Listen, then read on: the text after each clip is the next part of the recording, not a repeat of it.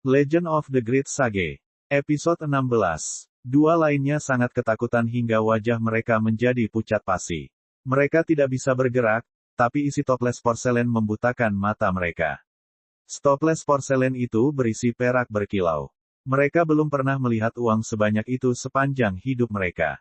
Bahkan Stewart Liu dan beberapa lelaki tua yang berada di ambang kematian mengungkapkan ekspresi semangat. Li Qingshan mendorong mereka menjauh.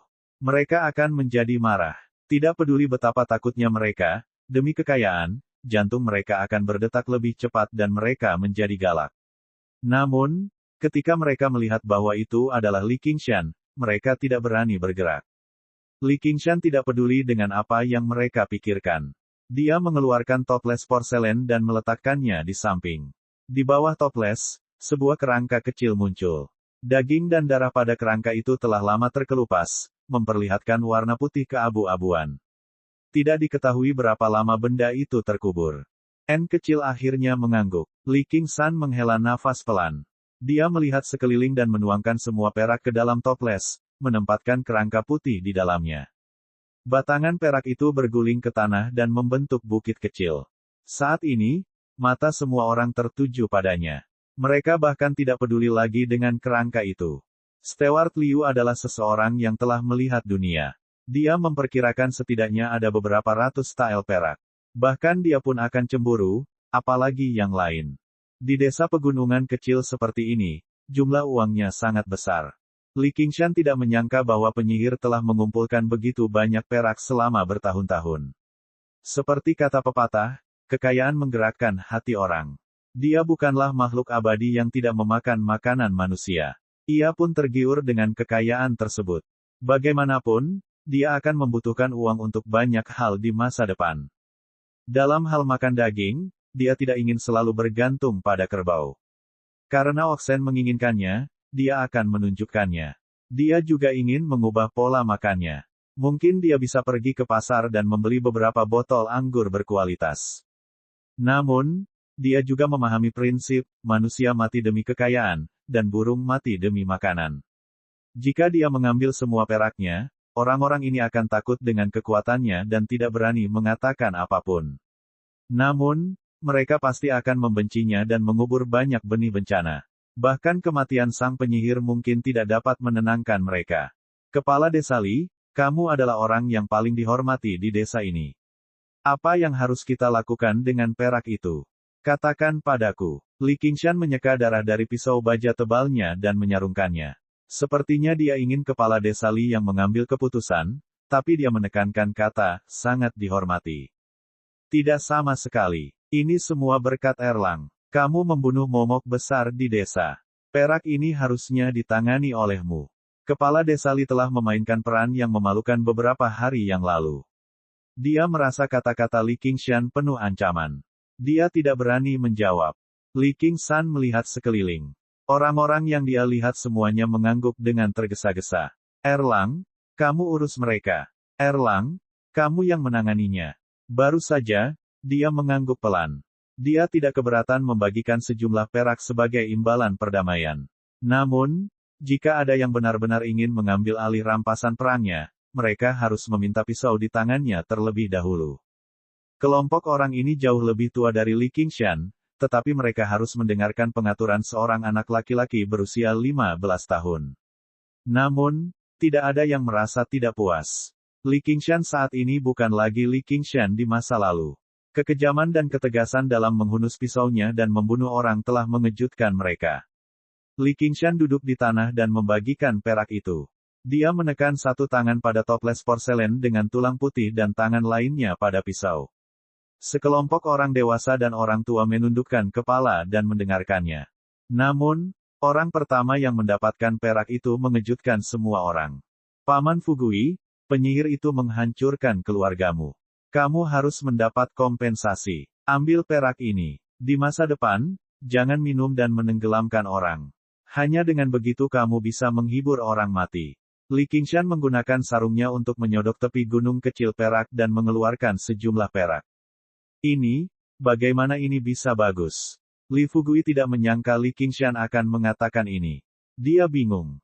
Ambil. Li Qingshan berterima kasih dan memujinya karena baru saja maju dengan berani dan mengambil tanggung jawab untuk membunuh orang. Li Fugui dengan penuh syukur menerima perak itu. Li Qingshan memanggil kedua bajingan itu. Ini untukmu. Dia melirik ke arah bajingan yang mati di tanah. Dan dia, kembalilah dan beri dia penguburan yang layak. Nanti cari nafkah yang baik. Jangan melakukan hal-hal kotor seperti mencuri ayam dan anjing. Kalau tidak, aku khawatir akan terjadi bencana seperti ini. Kedua itu terkejut sekaligus gembira. Mereka menyimpan perak itu. Ketika Li Qingshan menyebut nama rekan mereka, wajah mereka berdua sedikit memucat, tetapi mereka tidak tampak sedih sama sekali. Hanya surga yang tahu apakah mereka secara khusus akan mengeluarkan uang untuk menguburkan rekan mereka. Akhirnya, Li Qingshan menangkupkan tinjunya kepada pengurus Liu, kepala desa Li, dan sekelompok orang tua di desa. Beberapa hari yang lalu, aku menyinggungmu. Perak ini adalah permintaan maafku. Aku harap kamu bisa memaafkanku karena tidak bersikap bijaksana. Namun, jika ada orang yang tidak menghormati yang lama dan menindas yang lemah, meskipun dia mengatakan ini, tidak ada tanda-tanda permintaan maaf di wajahnya. Saat dia berbicara, nadanya menjadi lebih tegas. Kami tidak akan melakukannya, kami tidak akan melakukannya. Kata orang-orang ini berulang kali. Li Qingshan mengangguk dan mengeluarkan setumpuk perak untuk dibagikan. Bagaimana dengan orang lain di desa ini? Kepala desa Li mendapatkan bagiannya dari perak tersebut dan melihat tumpukan perak yang tersisa. Karena Li Fugui, sang korban, dapat memperoleh bagian dari kompensasi tersebut, maka semakin banyak lagi korban di desa tersebut. Bisa dikatakan setiap keluarga pernah memberikan persembahan kepada penyihir tersebut. Li Qingshan meliriknya. Apakah ada yang keberatan? Meskipun dia bersimpati dengan penduduk desa yang telah tertipu, dia tidak berencana membayar kebodohan mereka. Jika dia tidak membunuh penyihir itu dengan cepat, orang-orang ini mungkin akan diintimidasi oleh penyihir itu untuk menghadapinya. Selain itu, sangat tidak adil membagi uang tersebut. Pada akhirnya, dia tidak hanya tidak mendapatkan keuntungan apapun, tetapi dia juga akan menjadi sasaran kebencian semua orang. Kepala desa Li juga mengetahui hal ini, jadi dia datang untuk menjebak anak muda yang menjadi pusat perhatian. Terus terang, kepentingan penduduk desa tidak ada hubungannya dengan dia.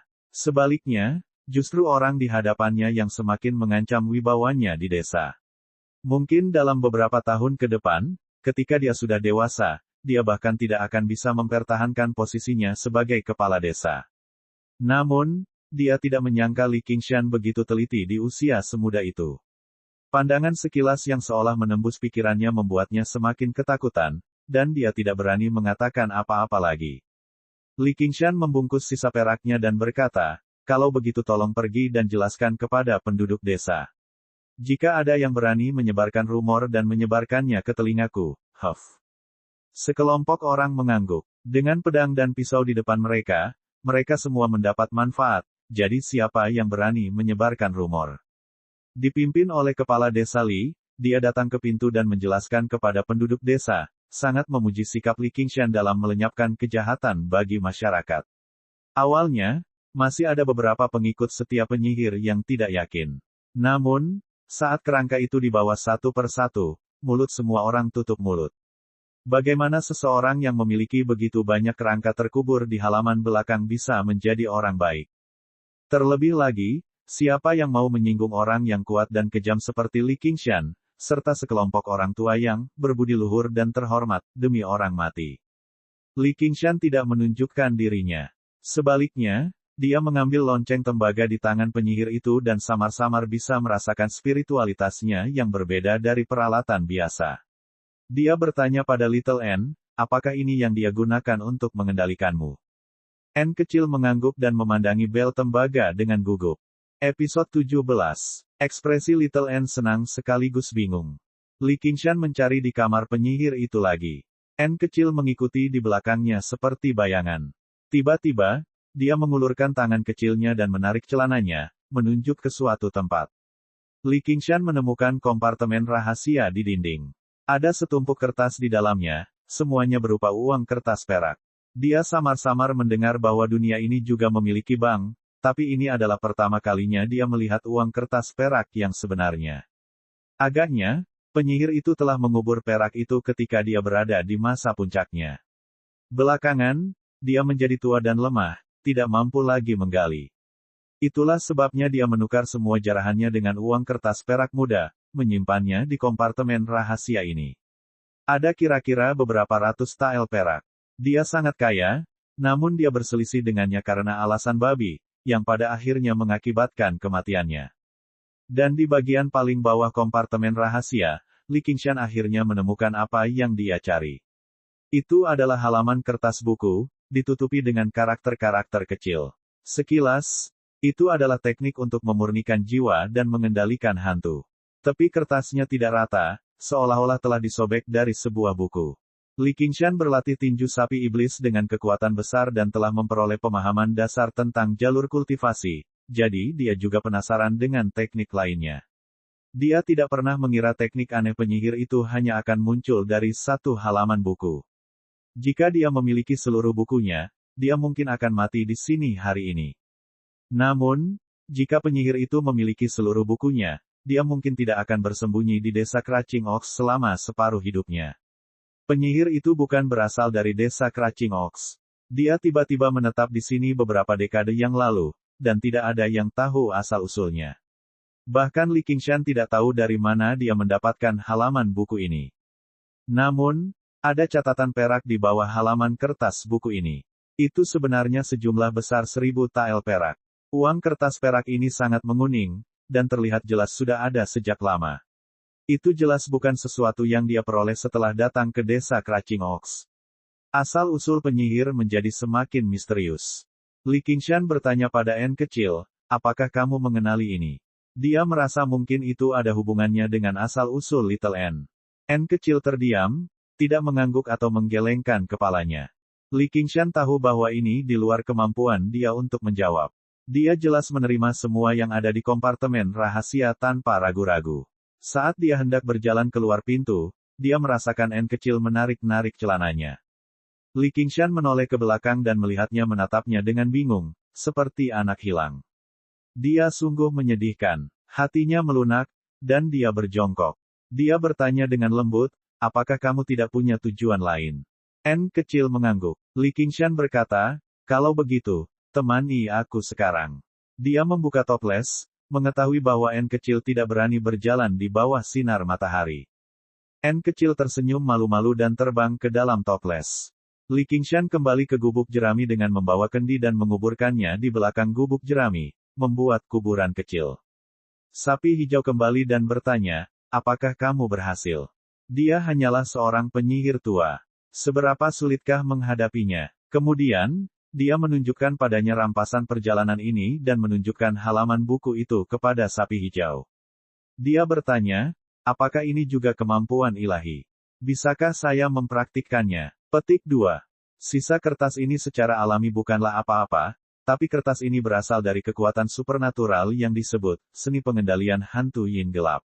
Aku tidak tahu bagaimana kertas itu bisa jatuh ke tangannya, tapi mengolah benda yang tidak lengkap semacam ini mungkin tidak akan memberinya manfaat apapun. Pernahkah Anda mendengar tentang menggigit lebih dari yang bisa Anda kunyah? Anda harus melatih kekuatan 9 sapi dan 2 harimau terlebih dahulu. Oxen meliriknya dan mengungkapkan asal halaman itu.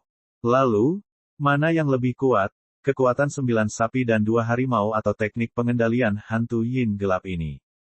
Jika itu adalah kekuatan asli 9 sapi dan 2 harimau, maka sulit untuk mengatakannya. Meskipun teknik pengendalian hantu yin gelap tidak fokus pada pengembangan diri, teknik ini dapat mengumpulkan sekelompok besar hantu dan menindas yang lemah, kekuatan yang pandai bertarung. Jika Anda tidak bisa mengalahkan pengguna dalam satu gerakan, Anda akan mudah tenggelam di lautan hantu. Petik 2. Lalu bagaimana dengan kekuatan kerbau dan harimau yang aku latih? Tentu saja lebih baik. Li Qingshan menenangkan pikirannya dan tidak lagi ragu-ragu. Dia menyimpan halaman itu. Rampasan perang lainnya adalah uang. Awalnya, Li Qingshan mengira sapi hitam tidak akan peduli dengan benda-benda duniawi ini, tapi dia tidak pernah menyangka sapi hitam itu akan berkata dengan sungguh-sungguh begitu dia mendengarnya, baiklah. Dibandingkan dengan selembar kertas itu, inilah yang penting. Meremehkan kekuatan supernatural, tetapi sangat mementingkan uang. Meskipun Li Qingshan telah mengalami pendidikan Oxen tentang makan daging dan minum anggur, dia terkejut. Saudara sapi ini benar-benar duniawi. Oxen memahami pikirannya. Pernahkah kamu mendengar kata kekayaan, persahabatan, hukum, dan tanah? Ini semua adalah kondisi yang diperlukan untuk budidaya. Kekayaan masih yang pertama. Petik 2. Li Qingshan mengangguk. Apapun yang saya lakukan, saya memerlukan landasan finansial. Jika Oxen tidak memberinya makanan, dia tidak akan bisa berlatih meskipun dia memiliki panduan rahasia. Tapi menurutku aku tidak perlu mengeluarkan terlalu banyak uang. 1000 tael perak adalah jumlah yang sangat besar. Jika dia hanya menggunakannya untuk membeli makanan dan anggur, itu akan cukup untuk menghidupinya dalam waktu yang lama. Oxen berkata, kamu terus bertanya padaku berapa lama waktu yang aku perlukan untuk menguasai tinju kekuatan besar iblis kerbau. Ya, tapi kamu tidak mau memberitahuku. Aku bisa memberitahumu sekarang. Dengan kecepatan kultivasimu saat ini, jika tidak ada kecelakaan, mungkin kamu perlu waktu 10 tahun untuk menguasai lapisan pertama tinju kekuatan besar iblis kerbau dan mencapai kekuatan seekor banteng. 10 tahun. Mulut Li Qingshan terbuka lebar karena terkejut. Dan ini adalah perhitungan terpendek. Jika menemui hambatan, akan lebih sulit untuk mengatakannya. Semakin kuat kesaktiannya, semakin sulit untuk berlatih. Apa menurutmu kesaktian Daois itu udik? Apakah kamu pikir kamu bisa menguasainya dengan mudah dan menjadi tak terkalahkan? Bangun. Petik 2. Seolah-olah seember air dingin telah dituangkan ke kepala Li Qingshan, kegembiraan yang dia rasakan karena membunuh penyihir hilang. Lalu, jika aku ingin sepenuhnya menguasai kekuatan 9 sapi dan 2 harimau, aku memerlukan setidaknya 110 tahun. Dia tidak bisa membayangkan seperti apa jadinya setelah 110 tahun. Salah.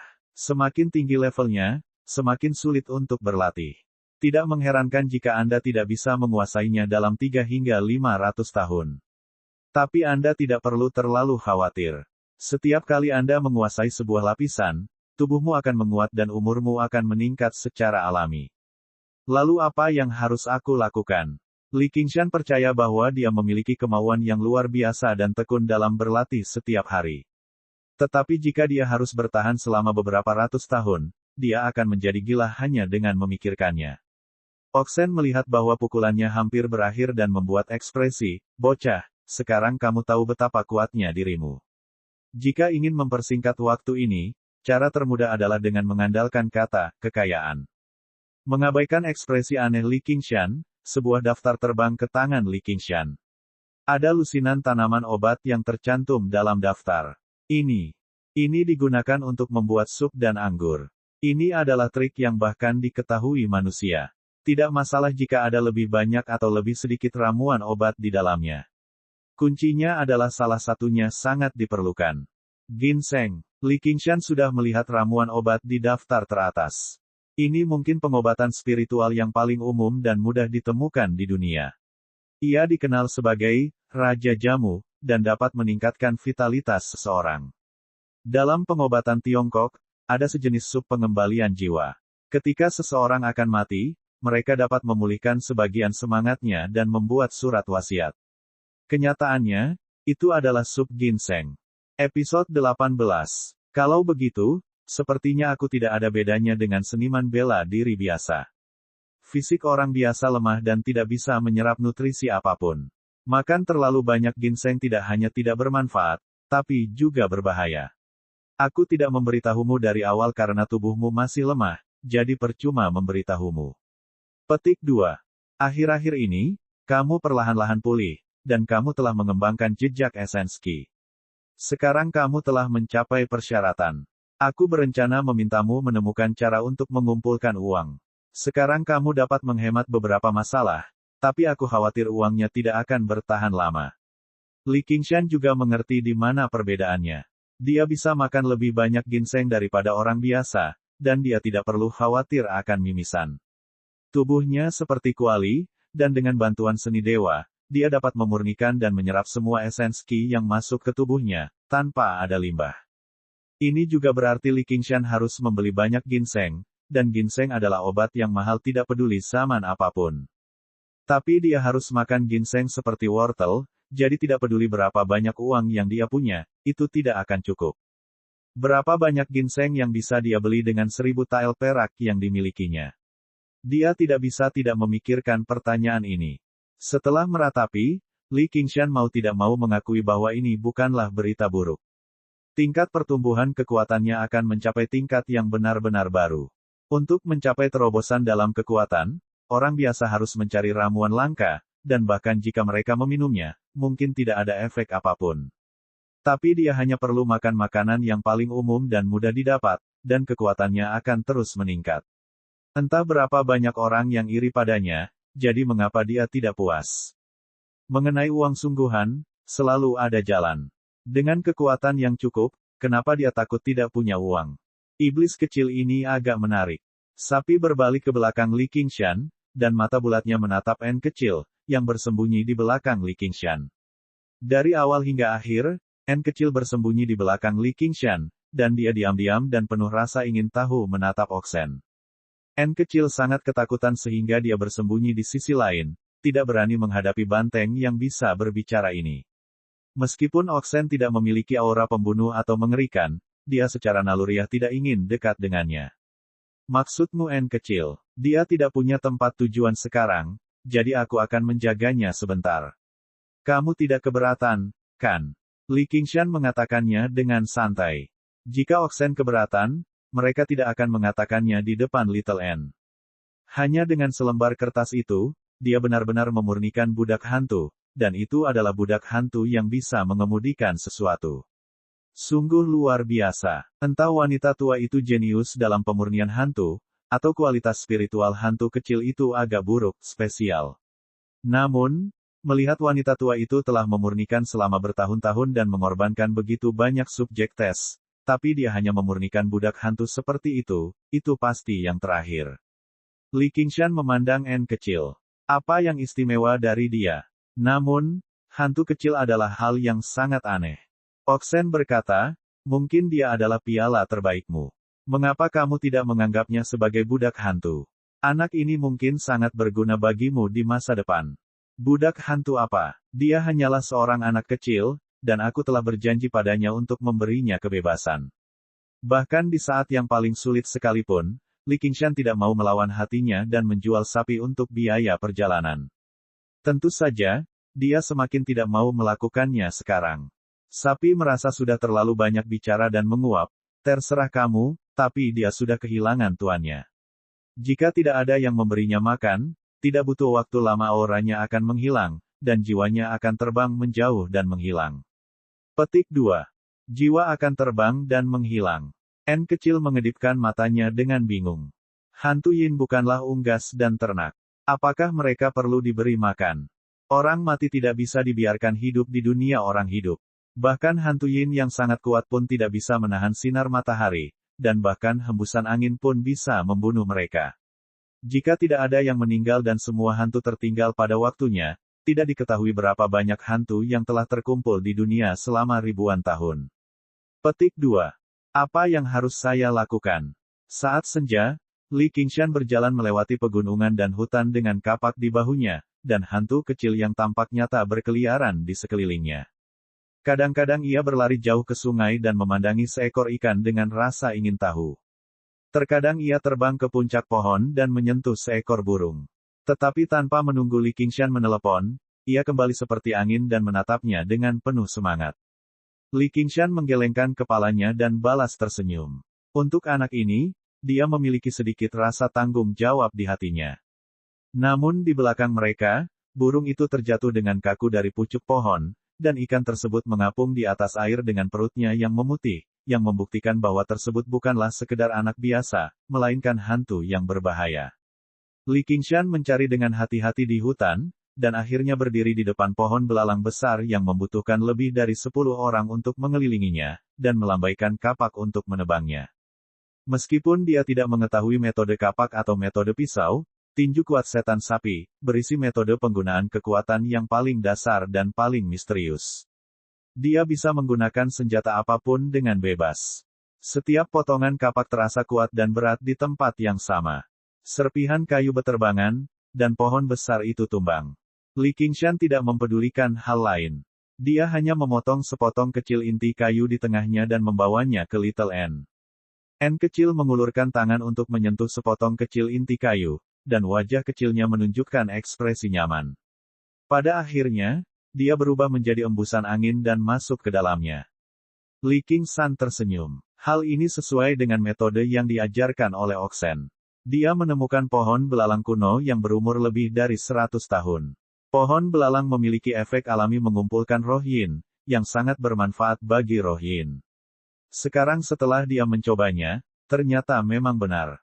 Dengan cara ini, dia tidak perlu khawatir jiwa N kecil akan menyebar. Kembali ke gubuk, dia duduk di atas batu besar di depan pintu dan mengukir inti kayunya menjadi bentuk piring kayu. Setelah dipoles dengan hati-hati, dia mengukir kata, An, dan memakainya di pinggangnya. Yang Qi di tubuhnya perlahan-lahan akan menyehatkan jiwa Little N. Dia juga bisa menggunakan Yin Qi di Little N untuk berlatih mengendalikan Qi di tubuhnya. Di halaman kecil, Li Qingshan duduk di tanah dan terus berteriak, N kecil, leher. N kecil memeluk lehernya. Di bawah rangsangan Yin Qi, Qi asli di tubuh Li Qingshan dimobilisasi dan dialirkan ke lehernya. Lengan kanan. N kecil dengan cepat mengubah arahnya dan memeluk lengannya. Meski wajah mungilnya yang tampan masih pucat, namun penuh dengan senyuman kekanak-kanakan dan polos, seolah itu adalah permainan yang sangat menyenangkan. Sampai bulan terbit, Li Qingshan baru saja bangun, dan N kecil dengan enggan mundur. Dengan bantuan Little N, Qi asli dalam tubuh Li Qingshan menjadi lebih jinak, dan mata Little N menjadi sedikit lebih hidup, tidak membosankan seperti pada awalnya. Li Qingshan memikirkannya. Ini mungkin bukan hanya karena nutrisi yang Qi.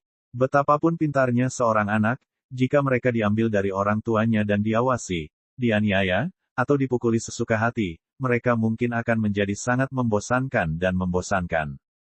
Dan ketika dia mendapatkan kembali kebebasannya dan kehidupannya sedikit kembali normal, Qi spiritual di dalam hatinya mulai bertunas.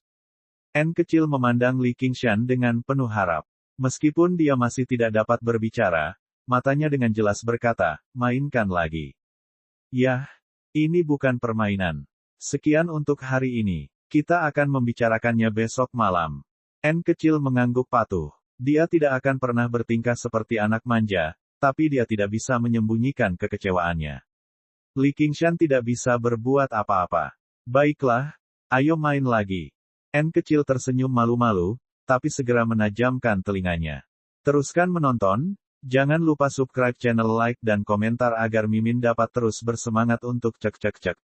Episode 19. Waktu berlalu dengan cepat, dan musim gugur tiba dalam sekejap mata.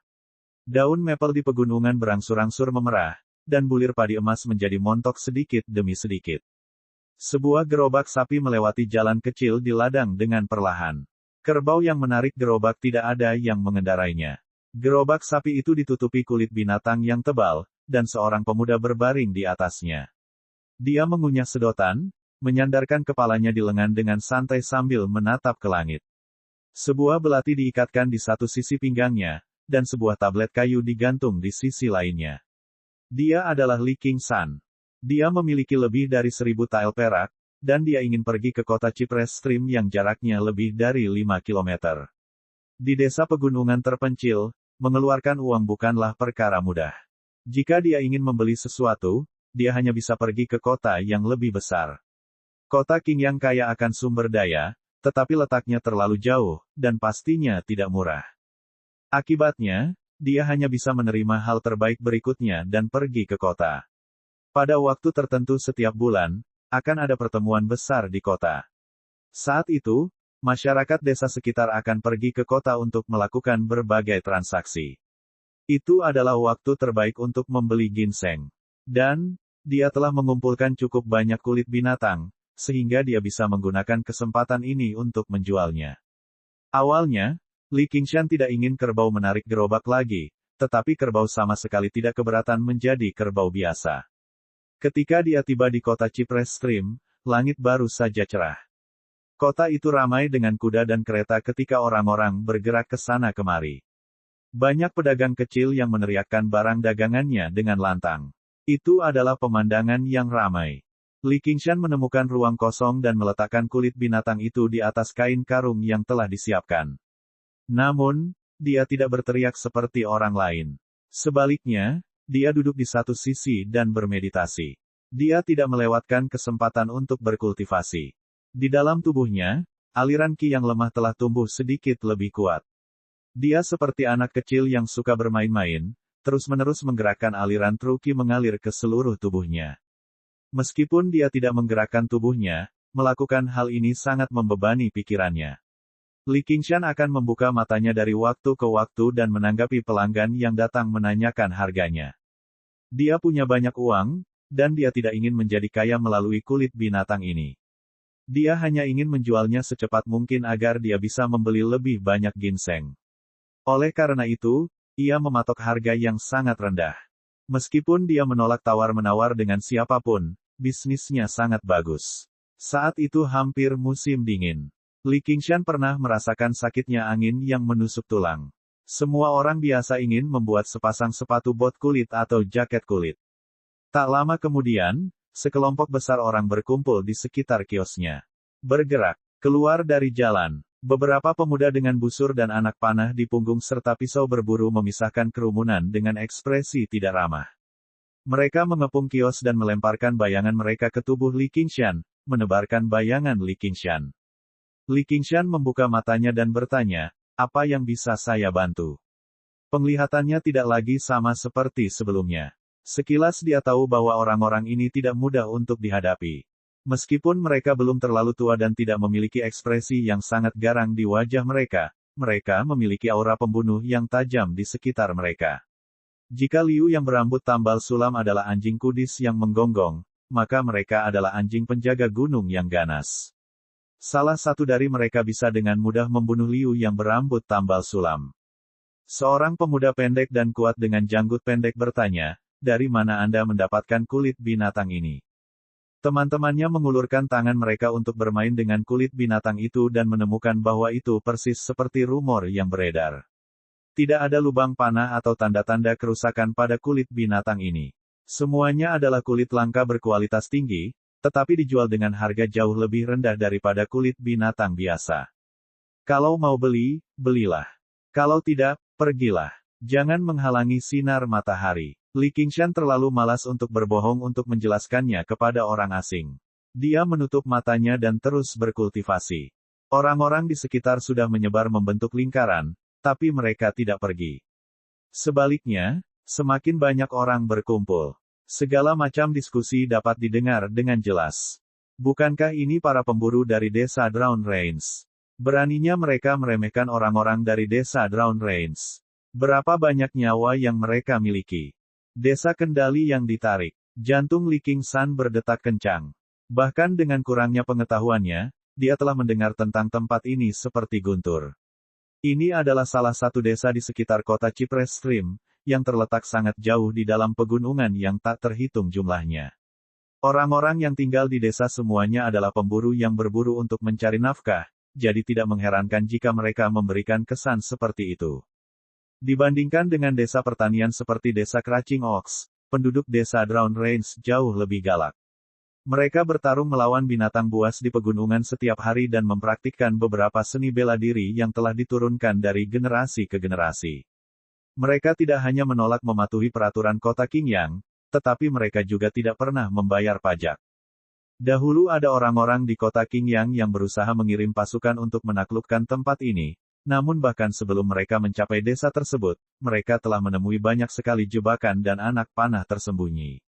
Pada saat mereka mencapai desa setelah melalui banyak kesulitan, mereka telah kehilangan separuh pasukan mereka.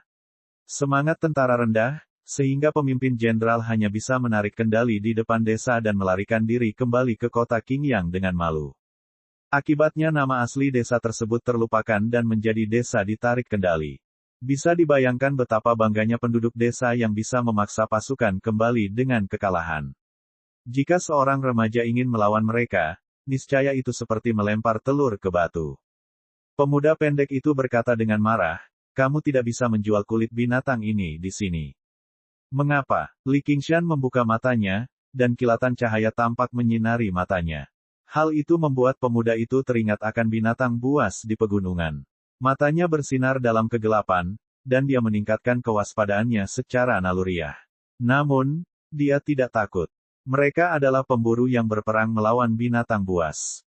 Terlebih lagi, ketika dia melihat bagaimana Li Qingshan berpakaian seperti seorang petani, dia semakin meremehkannya.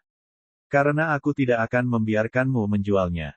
Dia mengulurkan tangannya untuk membalik kios Li Qingshan. Sebuah tangan besar dan kasar menggenggam tangan pemuda itu seperti kunci logam. Itu sebenarnya membuatnya kesakitan. Pemuda itu terkejut. Betapa hebatnya kekuatan yang dimiliki orang ini. Namun, reaksinya tidak lambat sama sekali. Dia melemparkan tinju kirinya langsung ke wajah Li Qingshan. Namun, rekan-rekannya tidak menunjukkan niat membantu sama sekali. Mereka hanya menonton dengan dingin dari satu sisi. Mereka tampak sangat percaya diri, dan beberapa dari mereka bahkan tersenyum mencemooh. Omong-omong, ini adalah pertama kalinya Li Qingshan benar-benar bertengkar dengan seseorang. Liu yang berambut tambal sulam tidak mempunyai kekuatan untuk melawan dalam keadaan mabuknya, dan penyihir menderita serangan balasan dari kabut hantu. Tinjunya merobek udara, tidak memberi waktu kepada siapapun untuk berpikir sama sekali. Namun, ini adalah efek dari kultivasi selama berhari-hari. Li Qingshan tanpa sadar memiringkan kepalanya untuk menghindarinya. Kaki kanannya menginjak tanah, dan tubuhnya mencondongkan tubuh ke depan. Dengan tulang punggungnya sebagai pusatnya, semua otot di tubuhnya bergetar, dan sebagai satu kesatuan, Iron Mountain Lean menghantam pemuda itu dengan kekuatan besar. Iron Mountain Lean adalah gerakan yang sangat umum dalam teknik tinju. Tinju kekuatan besar Demon Ox juga memilikinya, dan menggabungkan tiga gerakan pada saat yang bersamaan. Demon Ox menginjak tanah. Ia berdiri kokoh dan mengerahkan kekuatan dari tanah. Demon Ox mengaktifkan persembunyiannya. Ia memiliki tubuh yang keras dan tidak dapat diaktifkan. Setan sapi menancapkan tanduknya. Ia menggunakan tubuhnya sebagai tanduk untuk menghantam ke depan. Semua gerakannya dilakukan sekaligus. Oxen berbaring di belakang dan mengangguk puas. Namun, pemuda itu menjadi pucat karena ketakutan. Seolah-olah seekor banteng yang menyerang telah menyerangnya. Dia merasakan sakit di dadanya, dan terlempar. Dia terjatuh ke dalam kerumunan, dan semua otot serta tulang di tubuhnya terasa seperti akan hancur. Diskusi di sekitar kerumunan terhenti tiba-tiba. Teman-teman pemuda itu juga tertegun sejenak, lalu mereka menyerang dengan marah. Ekspresi Li Qingshan menjadi semakin serius. Satu lawan satu dan satu lawan banyak adalah dua hal yang sangat berbeda. Kecuali jika perbedaan kekuatannya terlalu besar, akan sulit bagi dua tinju untuk bertarung melawan empat tangan. Jika seekor banteng yang kuat dikelilingi oleh sekelompok anjing pemburu yang ganas, ia hanya akan berakhir dengan potongan daging yang terkoyak dan mati. Episode 20. Ini mungkin bukan hanya kekuatan dari sepotong Zenki itu, tetapi juga efek ajaib dari air mata lembu. Dia merunduk dan menghindari pukulan. Setan sapi menancapkan tanduknya. Tinjunya menyerang dan menjatuhkan pemburu muda lainnya. Tetapi pada saat yang sama, seorang pemburu telah berputar di belakangnya dan meninju punggung Li Qingshan dengan keras. Dua pemburu muda lainnya meraih pinggang Li Qingshan, satu di kiri dan satu lagi di kanan, dan membantingnya ke tanah.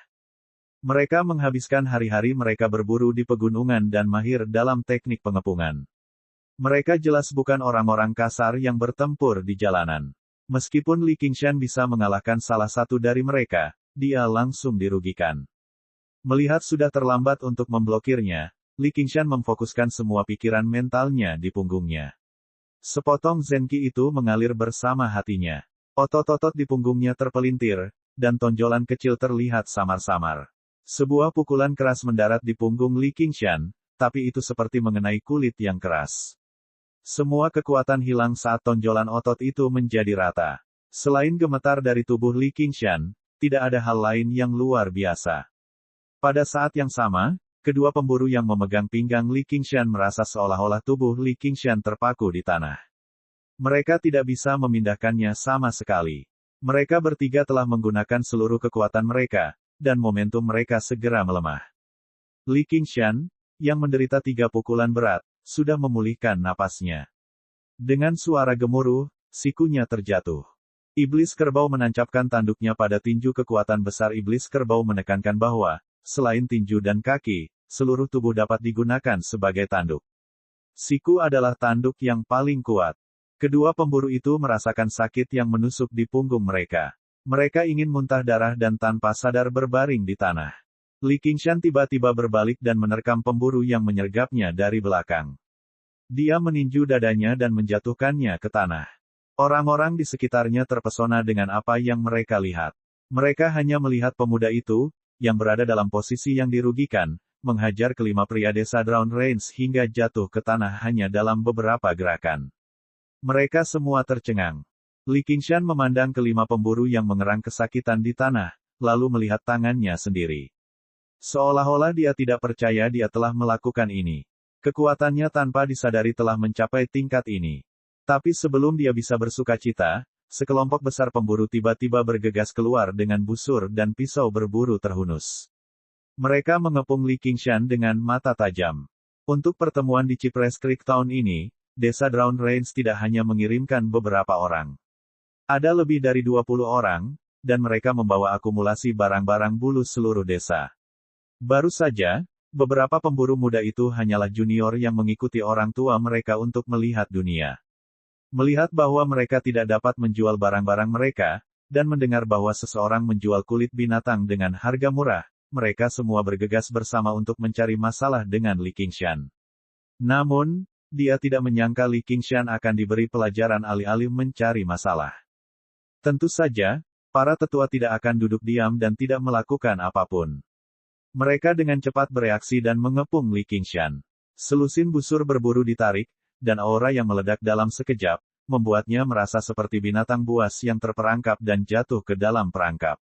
Hidup dan matinya ada di tangan orang lain, dan dia justru merasakan rasa putus asa. Dibandingkan dengan ini, pesta di Hongmen, di rumah pengurus Liu seperti bermain-main. Pikirannya juga tegang seperti tali busur.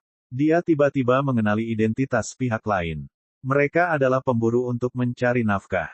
Keahlian mereka bukan pada tinju mereka, tetapi pada busur berburu di tangan mereka. Iblis kerbaunya menempa kulitnya bisa menahan tinju, tapi jelas tidak bisa menahan busur dan anak panah yang tajam. Pada saat kritis ini, dia dengan tenang mengeluarkan pisau baja tebal di pinggangnya. Matanya mengamati sekeliling, mencari cara untuk melarikan diri. Ia tidak menyangka penjualan kulit binatang juga akan menimbulkan bencana seperti itu. Meskipun dia tidak mau, dia mungkin harus membunuh seseorang di tengah kota dan membuat jalan berdarah. Apakah kamu melakukan ini? Seorang pria kuat dengan wajah sakit-sakitan dan busur besar di punggungnya berdiri di tengah-tengah para pemburu dan bertanya dengan suara keras. Li Qingshan menjawab, "Saya berhasil." Pria itu mengamati Li Qingshan dengan heran. Jika orang biasa melihat ini, anggota tubuh mereka akan menjadi lemah karena ketakutan, namun anak ini masih sangat muda, namun dia sangat tenang. Hanya ketabahan mentalnya yang jauh lebih hebat dari semua junior di desa. Dia bertanya kepada pemburu pendek yang dikirim Li Qingshan terbang dengan Iron Mountain Lion, "Xiao Hei, apa yang terjadi?" Kepala pemburu, "Anak ini mungkin telah menghancurkan bisnis kita." Xiao Hei berusaha berdiri. Kerumunan menjadi gempar, bukankah kepala pemburu desa Drown Range? Itu Huang Binghu. Yang disebut kepala pemburu itu setara dengan kepala desa, tetapi berbeda dengan desa Crouching Ox, di mana orang-orang tua memegang kekuasaan. Mereka yang bisa menjadi kepala pemburu di desa Drown Range semuanya adalah orang terkuat di desa. Mereka bertanggung jawab atas segala hal yang berkaitan dengan perburuan di desa. Adapun Huang Binghu, dia adalah kepala perburuan desa Drown Range saat ini. Dia adalah sosok terkenal, dan Li Qingshan juga telah mendengar tentang dia sejak lama. Namun, dia tidak pernah mengira orang itu adalah pria sakit-sakitan di hadapannya. Dia akhirnya mengerti asal-usul nama, harimau sakit-sakitan. Reputasi seseorang bagaikan bayangan pohon. Li Qingshan jelas merasakan tekanan berat di dalam dirinya, tapi dia bukan lagi Li Qingshan di masa lalu. Dia mencibir, "Kamu datang untuk menghancurkan bisnisku tanpa mengatakan apapun, dan sekarang kamu memfitnahku, mengatakan bahwa aku telah menghancurkan bisnismu." Desa Drown Range benar-benar kejam. Wajah Huang Binghu tenggelam. Dia berteriak, "Mengapa kamu tidak bangun? Kamu bahkan tidak bisa mengalahkan satu orang pun dalam satu kelompok, namun kamu masih memiliki wajah untuk berbaring di tanah dan menangis kesakitan. Apakah kamu masih layak menjadi laki-laki? Desa Drown Rains. Li Qingshan tahu dia tidak bersikap mudah terhadap mereka, tetapi di bawah perintah Huang Binghu, kelima pemburu muda itu benar-benar berhasil berdiri sendiri. Terlepas dari tubuh mereka yang kokoh, mereka merasa sangat hormat terhadap Huang Binghu. Huang Binghu mengangkat tangannya, dan semua pemburu menyingkirkan pedang dan busur mereka. Kami salah dalam masalah ini, tapi bocah nakal, kamu seharusnya tidak bertindak terlalu keras. Jika aku tidak melakukan kekerasan, orang yang tergeletak di sini sekarang akan menjadi milikku. Jarang sekali kami turun gunung untuk berjualan bulu. Kebutuhan sehari-hari seluruh desa bergantung padanya. Boleh saja jika menjual sesuai harga pasar, tapi cara berjualan seperti ini mengacaukan harga pasar, sangat merugikan kita. Li Qingshan terdiam. Ini adalah sesuatu yang tidak dia duga pada awalnya.